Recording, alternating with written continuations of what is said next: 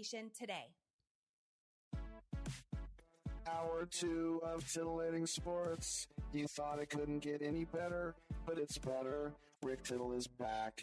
He's so great. I can't believe how awesome he is. More sports talk, yes. Couldn't get any better, but it's better. Rick Tittle is back. He's so great. I can't believe how awesome he is. More sports talk, yes. Hour 2 of titillating sports. Hey, check out Channel 9. Check out Rick Tittle. All right, check me out. I'm lining up the cameras here as we have the lovely and talented Dan Mintz, M-I-N-T-Z. He is the headliner at the world-famous Punchline down here on Battery Street. He had a show last night. He has 2 tonight. He has 2 tomorrow as well. Dan, welcome to the show. And the Punchline is one of those places that, I mean, it's my home club, so I'm partial, but it really is famous for all the great acts that have gone through there since the 80s. Yeah, I mean, it's amazing just to see kind of the pictures on the wall there. And it's, I mean, for me personally, I have a lot of memories there. It's the first place I ever went on the road, and I've been back a bunch of times. So, who took you on the road with you originally? Nick Swartzen. Oh, I love Swartzen. He's the best. And he, it was funny because they didn't, I didn't have enough money. I didn't have enough jokes to feature at that point. I just kind of he just brought me up to host, and they don't put hosts up in a hotel, but he paid for my hotel without telling me. And then I just feel terrible because the whole time I was like complaining to him about the club wasn't covering my parking at the hotel. He was the one who paid for it. I'll just throw in a quick Nick Swartzen one. And he goes, a blonde girl walks into a library and goes, 2 cheeseburgers, please. And the librarian goes, this is a library, and she goes, 2 cheeseburgers. That's like my favorite clean joke, at least. Yeah. Anyway, enough about Swarty. Let's talk about Dan Mintz, originally from Anchorage. And I know it's not a dinky town, but you don't know Joe King, do you? I don't think so. Okay. He was my roommate in college. He's from Anchorage. And so I tell the story because I'm 60, and when I was a freshman at the University of Idaho, before I transferred to St. Mary's, he had a crush on a girl named Jackie Mount. I don't know if you know her, from 1983, before you were born. And anyway, we went to play pool, and I was kind of wingman because she had a friend who had a boyfriend, and her name was Sarah Heath. And I thought she was kind of cute, and it's fun. We just played pool. And then years later, when McCain named his vice presidential, and then it took me about a week, and they went, she went to U of I, and I was like, I go, oh, that's Sarah Heath. It's Sarah Palin. Wow. Yeah, so that's my Anchorage connection. Yeah, that was a crazy time to be from Alaska, because like all of a sudden everyone's asking about it, and then after that it's kind of like annoying because everyone's still asking about it, and right. And she wasn't, like a Rhodes Scholar, so she would say things like, "I can see Russia from my house" and stuff. Yeah, like that. I think. I mean, she. It's interesting. My dad actually, he worked for the state, and he had worked with her before that, and she was like known for being very moderate and the kind of Republican that Democrats like to work with. And I think she basically just like when she was pushed onto that national stage, she just realized I gotta lean hard right. That's how I'm gonna succeed now. Right. And then she just kind of totally changed. Is it Wasilla? Is that her town? Wasilla, yeah. What's that town like? It's pretty small. It's like a suburb of Anchorage. Very very spread out. Very very rural. Mm-hmm. So. Your dad went to Harvard, you got into Harvard, and a couple of years ago I finally went and toured the campus in Cambridge. And, every university has one, like, awesome admin building. And it seemed like Harvard had, like, 20 amazing buildings. Yeah. And there's signs everywhere saying, don't come in, this is not a tour, this isn't Disneyland, these are students. But I guess it happens, huh? Yeah, I mean, it was like you said, I was very lucky to get into Harvard. Like you said, my dad went there, which definitely put a big thumb on the scale. So and also being from Alaska, I think helped. But yeah, it was just amazing. Freshman year they put you right in the yard, right in the middle of everything, and there's just tourists everywhere, and it's just so surreal. What did you study there? I studied philosophy with like a minor in math. Wow. Yeah, if you have a minor in math, you are a smart guy. Well, it's not as smart as a major, but yeah. So were you more like Descartes, Bentham? Like, what was your? It's like at least at their program, you don't really read, other than like maybe one intro class, any of the kind of famous iconic philosophers. It's all like reading, different short articles by like contemporary, professors, which I loved. That's what I signed up for. But it is kind of embarrassing. Like if you ask me about any famous philosopher I majored in, I do not know. Well, I mean, all that stuff is old. Yeah. It's good to be contemporary. And the other thing too is like, did you have a plan for an advanced degree, or did you have no plan? I think it was a little bit before everyone realized that what a disaster, trying to get into academia was.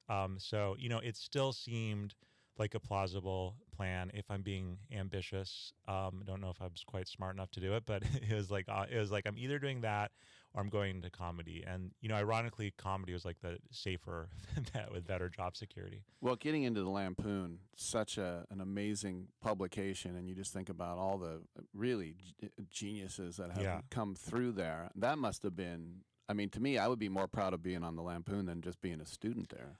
Yeah, well, I heard about the Lampoon, in high school, and they're like, as soon as you graduate, you immediately get a job at Seinfeld or right. SNL or whatever. It wasn't quite like that by the time I graduated, but I was just I was so excited. I mean, that's big reason why I wanted to go there. And I was, you can try to get on every semester, and I didn't get on the first year, and I was kind of devastated. Mm-hmm. I was like, that's why I came here. I was like, well, it's still, Harvard. I guess I can't. I want it now, Daddy. But yeah, by the time I got on sophomore year, I was so excited. Were you kind of like Woody Allen? He was a writer, and then they go, you should perform your own stuff. Oh, no one wants to see me. No one told me I should go perform my own stuff. I had to, but yeah, I really aspired to do both. I actually didn't really watch a lot of stand-up as a kid, and I didn't really understand that there was about Stephen Wright, or there actually was a whole, genre of like low energy comedians. So right. I kind of thought it wasn't really in the cards for me, and I would just be a writer. And it was actually my dad, we were in New York visiting family, and my dad, when I was like 18, took me to the Comedy Cellar, and I saw this guy, Mitch Fatel, who's this really funny. He's been in here. Oh, cool. Yeah, he's the best. And I was like, and he was so funny, and he killed, and he was, talked kind of like me. I was like, okay, well, maybe I could actually do this. And then it took about a year to get up the courage to do it after that. But wow. You're not as low energy as Daniel Simonson, though. I mean, there are some guys who are just very... Yeah. Yeah. I mean, I always find that I need to kind of try to be not low energy, and then when it's filtered through my kind of natural voice, it's like at the right level. Mm-hmm. And so then how often did you take the T into Boston, or did you kind of stay out across the river? No, I mean, there's a great comedy club. They moved locations, but right in Cambridge. Oh, really? And at the Hong Kong. It was like the Chinese restaurant. Yeah. Okay, and that was and that was kind of like the best, alternative club that they had. When you were there, Nick's Comedy Stop was still. Yeah, I never performed there. It wasn't necessarily, especially I was just starting out. It wasn't necessarily easy to get Laugh spots. Boston. I don't think Laugh Boston was there. Okay. Dick Doherty's Comedy Vault had the open mic where the Vault started out. Do you remember the old Boston guys like the Don Gavins and those guys? Or were you kind of, had they sort of gone by then? Those old Boston guys that never ended up going to New York. Yeah, I mean, I don't remember who was exactly the time, but that was definitely the vibe. And that if you so many people in college starting out, and it was like, you will never make it to headliner level in Boston because these guys will never leave and make room for you. And that's why everyone then you just go to New York, LA. You're kind of the same age as Joe List. Did you bump into him on the way up? No, I don't think I saw him in Boston, but yeah, I mean, who is there? I think Eugene Merman was just kind of on his, who ended up obviously working with now, but was and just by kind the way, of with thoughts and prayers to him. that was terrifying. Yeah. I mean, it sounds like I heard about it before it went on the news, and the news made it sound much worse than it was. Oh, well, that's so, good. He's been here several times. Yeah, so yeah. all the best. Yeah. On that happy note, let's go to a break, and we will come on back more with Dan Mintz, the headliner at the Punchline. Come on back.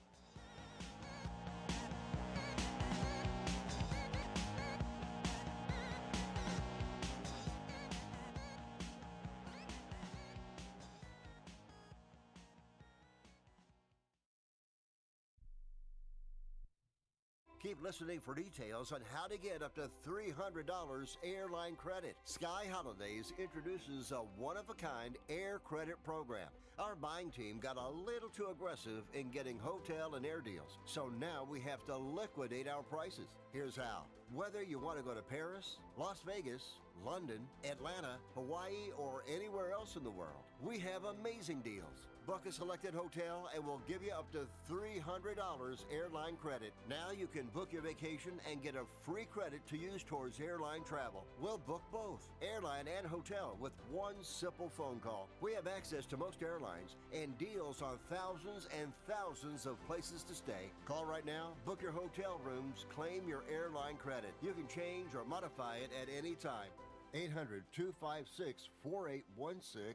800-256-4816. That's 800-256-4816. Are you over the age of 50?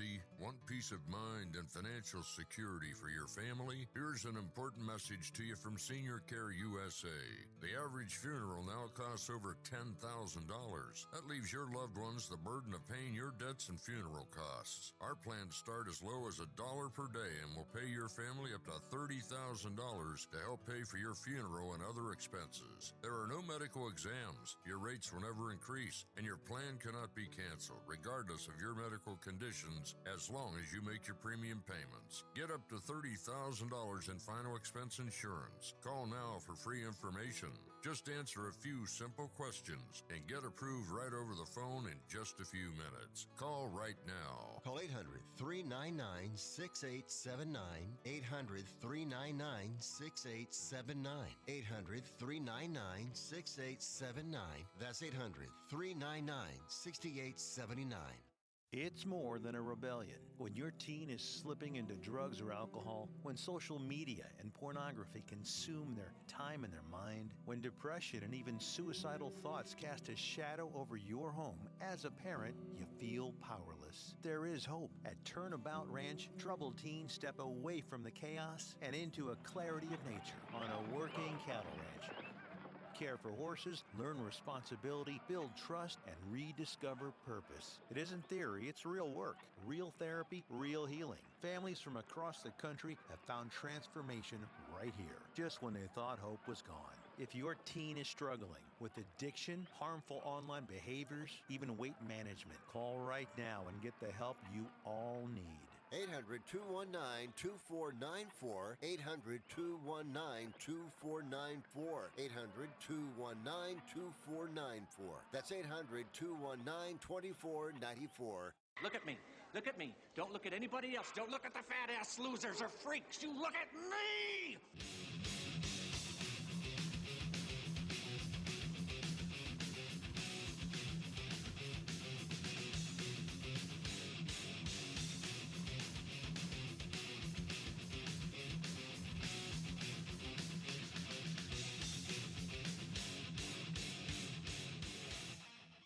Rick Tittle will fight anyone listening to this. Not so fast. Thank you for that. Coming up, we'll keep the comedy going. Cameron Esposito is going to join us. She has a new album in studio, and you can see him on the Twitch.tv and YouTube cameras. It is Dan Mintz, the headliner at the world-famous Punchline down here on Battery Street, punchlinecomedy.com. For tickets, there are 2 shows tonight. There are 2 shows tomorrow. And Dan, it's a little nebulous, but there is a special coming soon, right? Yeah, I'm releasing a special. I made it myself, so I think I'm releasing on YouTube in like May 20th, called Dan Mintz, Well-Rounded Entertainer. Well, there were a lot of guys that did that. I mentioned Normand and Morrill and List, and I think DeStefano. It's just because the big companies were like,